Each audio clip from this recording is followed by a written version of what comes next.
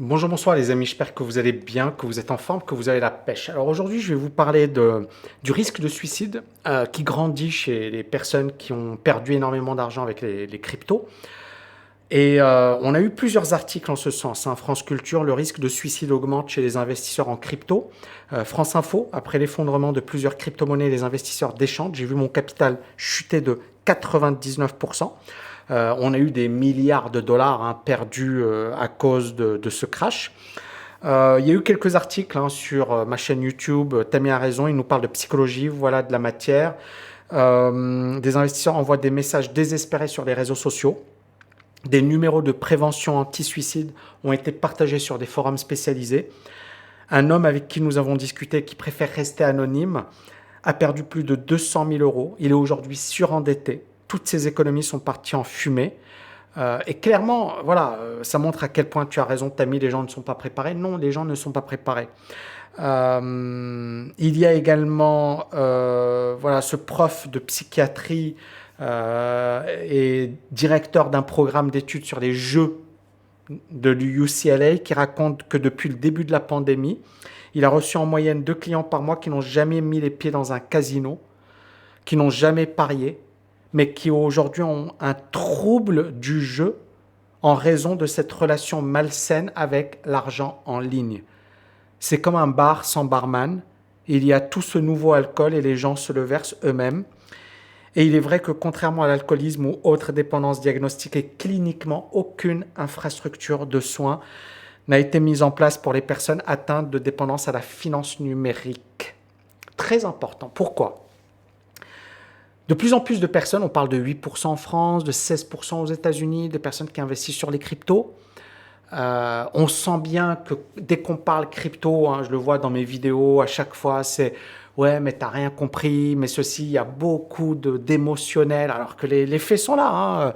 Il y a eu un crash, c'est du gros n'importe quoi. On a promis aux gens genre un stablecoin, c'est-à-dire quand même stable, d'accord? Stable, quelque chose de sûr, quelque chose dans lequel tu peux mettre ton fric. Non, j'ai tout perdu. Et là, ce n'est pas des petits rigolos qui ont investi. Lui, c'est un chirurgien aux États-Unis. Il a investi toutes les économies de sa famille. Et aujourd'hui, il est dégoûté parce qu'il se dit, il a la quarantaine, il se dit, bah, j'ai perdu toutes les économies et là, je vais devoir essayer de réparer les dégâts. D'accord? Et il a perdu des centaines de milliers d'euros en un jour. Vous avez Thomas Blanc, français. Il a had hoped to use his profits from crypto investing to organize, donc il a voulu utiliser les profits pour organiser des festivals, etc. Et des produits associatifs. Et il a perdu 400 000 dollars. Il voulait également aider ses parents à prendre leur retraite plus tôt. C'est lui, Thomas Blanc. D'accord? Et ben voilà, il sourit, mais voilà, 400 000 euros, il paraît jeune, 400 000 dollars, ça fait quand même beaucoup d'argent. En Ukraine, 30 ans, une personne qui travaille dans l'assurance, il pensait que le stablecoin serait plus sûr qu'une banque dans son pays en guerre. Aujourd'hui, il est en dépression après avoir perdu toutes ses économies. Et là, il y a un groupe Discord avec quasiment 4000 personnes qui veulent récupérer leurs pertes. Et encore une fois, ça paraît bizarre, c'est-à-dire de se dire, et vous voyez ici, voilà, un jeune Ukrainien qui a considéré le suicide après avoir perdu 90% de son épargne, d'autres investisseurs qui rêvaient de créer des business, et beaucoup de gens, encore une fois, se sont dit la crypto va sauver ma vie, je peux devenir riche, je peux assurer mon indépendance financière, etc. Et c'est vrai que ça fait rêver. Ça fait rêver. Qui serait contre ce discours? Qui serait contre ce discours?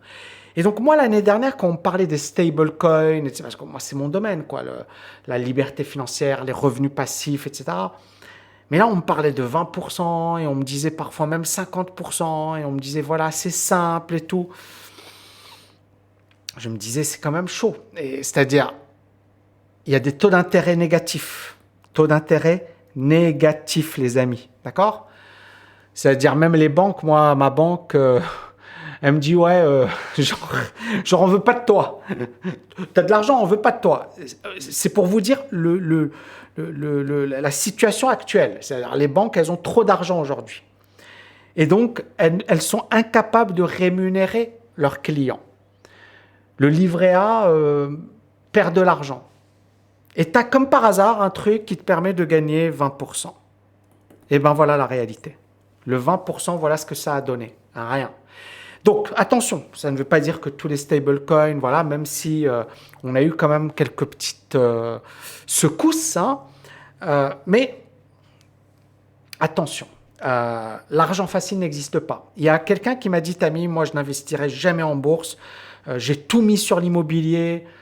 Ben justement, que ce soit la crypto, en fait, c'est une connerie, c'est-à-dire qu'il y a un concept de base qui s'appelle la diversification. Alors bien sûr, tu as des gens comme Warren Buffett qui te disent la diversification, c'est le prix que tu payes si tu n'as pas les connaissances, etc. Mais c'est Warren Buffett, d'accord? C'est Warren Buffett, et puis voilà, il s'en fiche et il a un parcours exceptionnel. Et il a eu de la chance. Je pense que dans toute réussite, hein, parce que moi je le dis, hein, moi j'ai eu de la chance. Il y a des gens qui vont me dire, ouais mais Tammy, tu as travaillé dur. Oui, mais il y a plein de gens qui travaillent dur et qui ne réussiront jamais. Il faut savoir reconnaître les choses. C'est-à-dire, moi je bosse comme un dingue, d'accord? Je fais des sacrifices. Voilà, mais la chance va jouer un rôle dans nos vies. D'accord? Il y a des facteurs qu'on ne maîtrise pas. Nous, notre but, c'est pas de nous dire, comme il y a de la chance, je ne fous rien. Non, c'est de bosser dur. Comme ça, quand tu as une opportunité, tu es prêt. D'accord? Il faut être prêt. Mais la chance, ça tombe pas. Moi, par exemple, aujourd'hui, je suis multimillionnaire. Bien sûr, je dis que j'ai eu de la chance. Mais la chance, je l'ai provoquée. Et j'ai tout fait pour mériter cette chance et pour... Voilà. Donc, vraiment, la morale de cette vidéo, c'est quoi? C'est premièrement, l'argent facile, l'argent magique, ça n'existe pas. Deuxièmement, comprendre la notion de risque. C'est-à-dire que quand tu investis dans les cryptos, aujourd'hui, on a clairement la possibilité d'investir sur plusieurs classes d'actifs.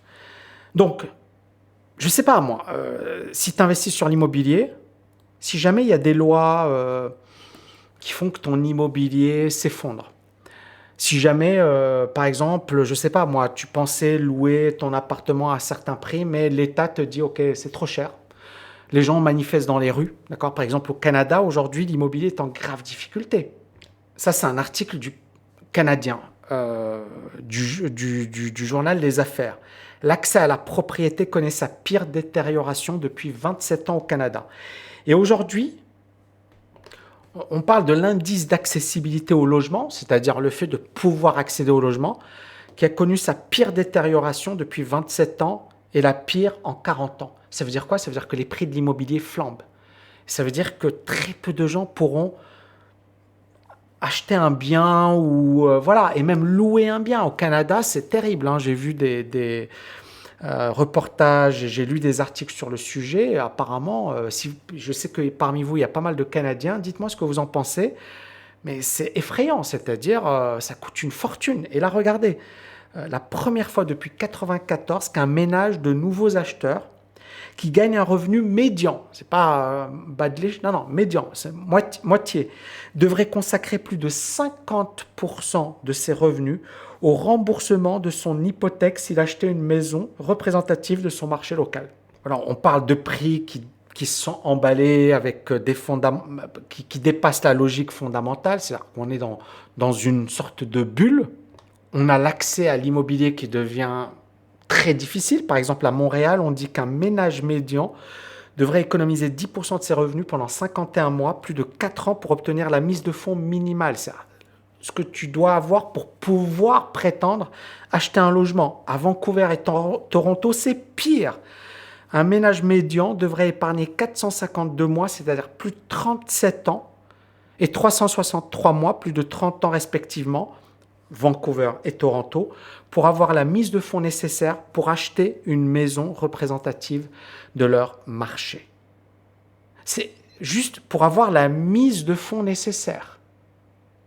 Donc, vous voyez un peu l'état du marché immobilier. Donc, ça veut dire quoi? Ça veut dire qu'il va y avoir beaucoup de gens qui vont être... il y a beaucoup de Canadiens à Dubaï d'ailleurs. C'est peut-être une raison, hein, mais il y a une grosse communauté, hein, à Dubaï. C'est incroyable. Euh, c'est peut-être cette crise de l'immobilier, ben, peut-être qu'elle ne sera pas tenable. Peut-être qu'à un certain moment, ben, ils vont faire passer des lois. Et donc, pour en revenir à notre sujet, clairement, si tu penses que l'immobilier n'aura aucun problème, pas de souci. Sinon, bah, tu diversifies sur les actifs, d'accord?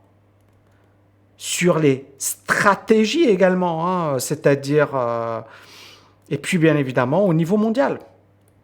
Ne pas tout investir dans un seul endroit, etc.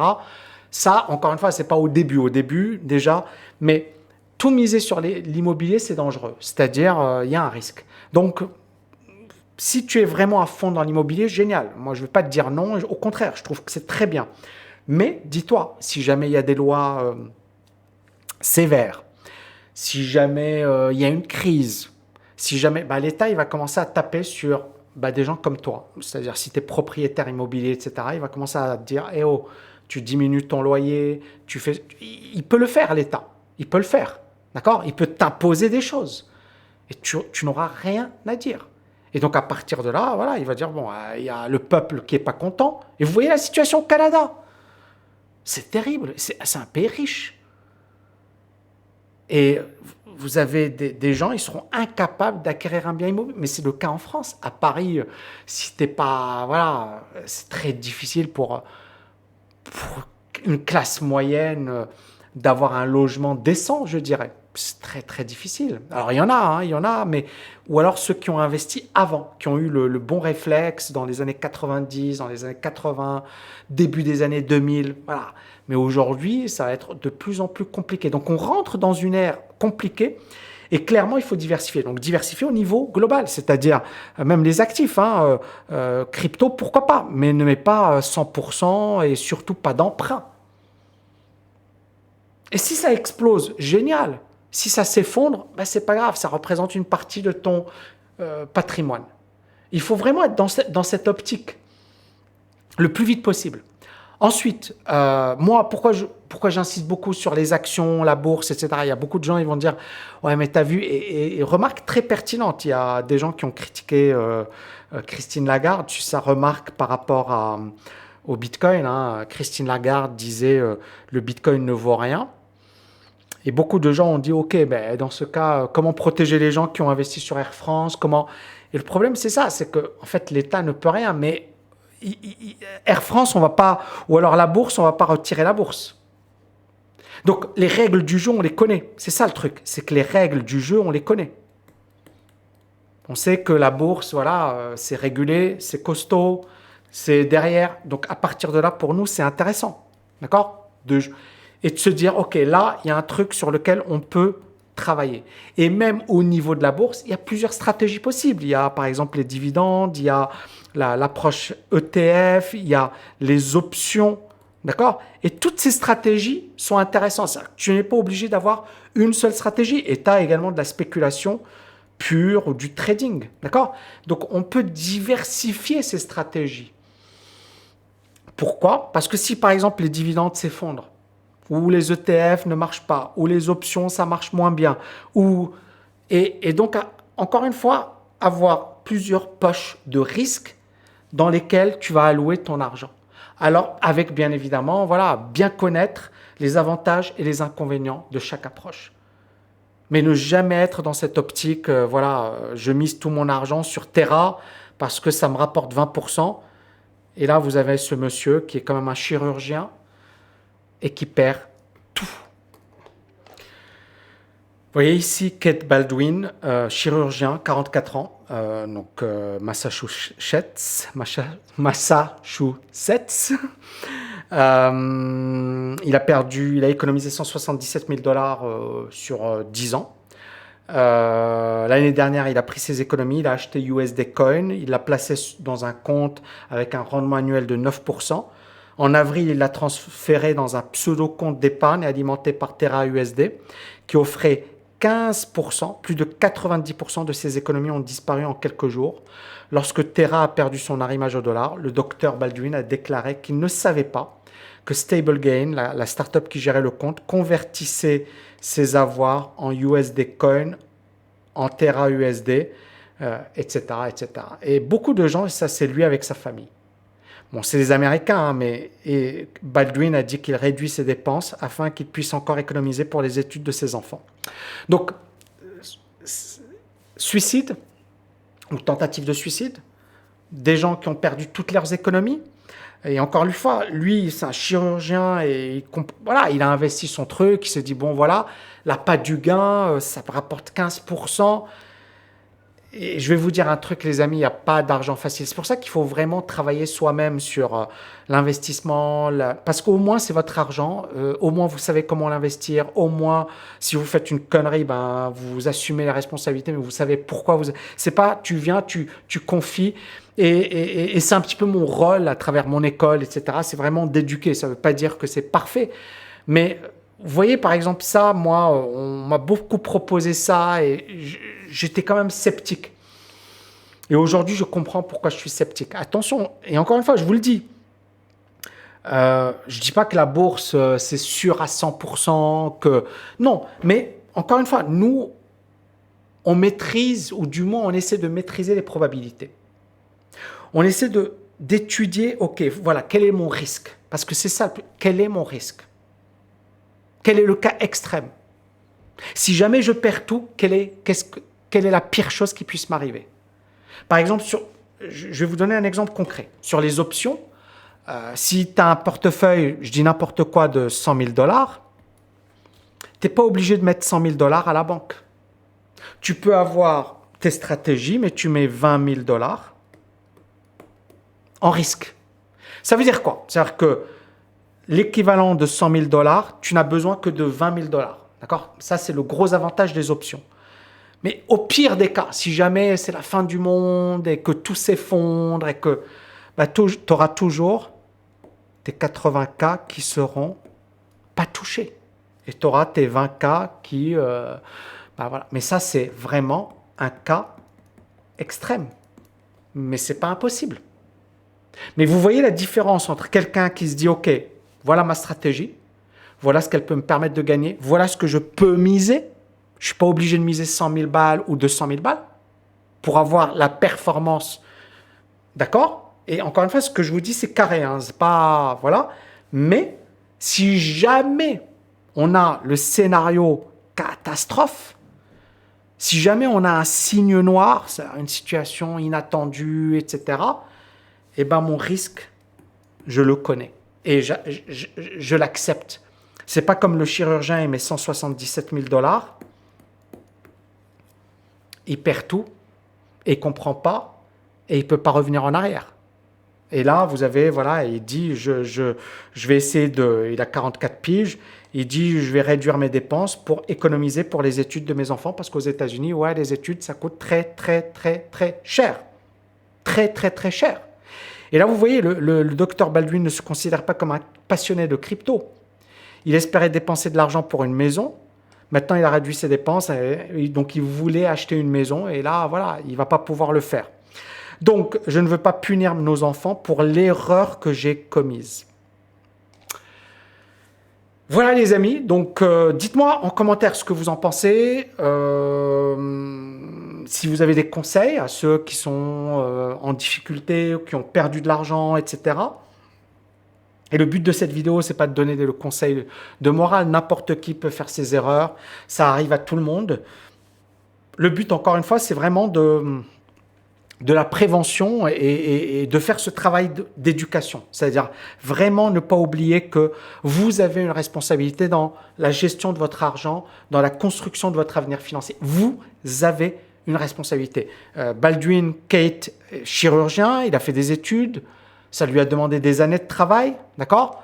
Et il a fait confiance à des gens qu'il ne connaissait pas pour gérer son argent. Et vous voyez pourquoi c'est important, parce que cet argent, il a mis 10 ans. Alors c'est vrai qu'aux États-Unis, il aurait pu épargner plus, mais bon, je ne sais pas comment il dépense son argent, etc. Peu importe.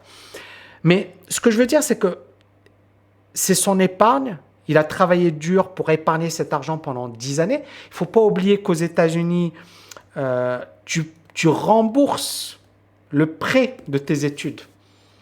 Il ne faut pas oublier, donc il y a ça aussi. Je sais que Obama et sa femme, ils ont fini de rembourser leurs études à l'âge de 40-44 ans. Aux États-Unis, Et pourtant, Obama, il a fait Harvard, il a fait Chicago, ils étaient avocats, mais ils ont fini de rembourser leurs études à 44 ans. Donc, le système américain est totalement différent du système français, Europe, etc. Mais vraiment, travailler dur, épargner de l'argent, pendant 10 ans, tu mets de l'argent de côté et cet argent disparaît parce que tu as mal investi ton fric. Et vous comprenez encore une fois l'importance de prendre en main ses finances. L'importance de prendre en main ses finances. Les amis, j'espère que vous avez kiffé cette vidéo. Merci de me mettre en commentaire ce que vous en pensez. Voilà, et je vous dis à bientôt. Ciao, ciao, ciao. Et quels sont les thèmes de vidéos que vous aimeriez que j'aborde? Merci beaucoup. Ciao.